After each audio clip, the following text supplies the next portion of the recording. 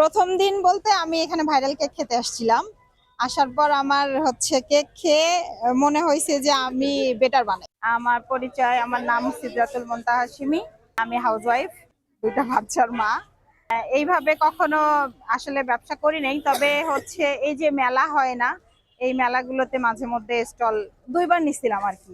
একবার শখ করে একটু ফুড পান্ডা খুলছিলাম, তবে ওইখানে কেক বিক্রি করিনি আমি।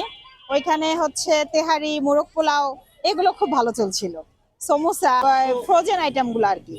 প্রথম দিন বলতে আমি এখানে ভাইরাল কেক খেতে আসছিলাম। আসার পর আমার হচ্ছে কেক খেয়ে মনে হয়েছে যে আমি বেটার বানাই, এটা ভেবেই আর কি। তার একদিন পরের দিন আমি কেক বানানো শুরু করি, ঠিক তার পরের দিন আমি আসি 5টা কেক নিয়ে। ইনভেস্ট করতে হয়নি, কারণ প্রথম দিন কেক বানানোর সবকিছু আমার বাসায় ছিল, যার কারণে ওইভাবে আমাকে ইনভেস্ট করতে হয়নি। মানে প্রথম দিন ওনারা খেয়েই বলছে আপু আপনি ভাইরাল হয়ে যাবেন। প্রথম দিন খেয়েই বলছে যে আপু আপনি ভাইরাল হয়ে যাবেন। এটার পিছনে সাপোর্ট আমার মেয়ে, ছেলে আর আমার বাবা তো আছেই। প্রতিদিন আমি যা আনতেছি আলহামদুলিল্লাহ শেষ হয়ে যাচ্ছে। কেকে তো ডিম, ময়দা আর বিভিন্ন কেকে বিভিন্ন ধরনের এসেন্স, এই তো। রেসিপিটা শর্ট করে বলবো।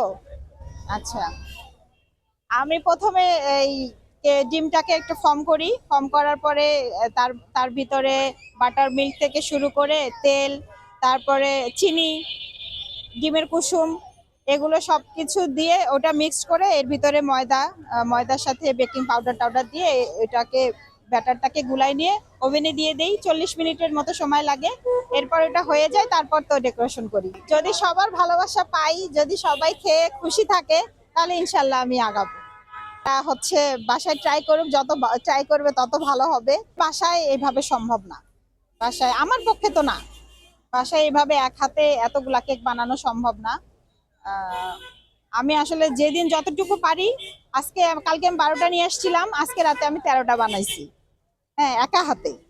তো যদি একটু হেল্পিং করার মতো কেউ থাকতো তাহলে অবশ্য মনে হয় আরেকটু বাড়াইতে পারতাম। ধর না, 2-4টা আরেকটু বাড়তো, কিন্তু একবারে 50টা 70টা এভাবে সম্ভব না। এটা এটা একেবারে ইম্পসিবল।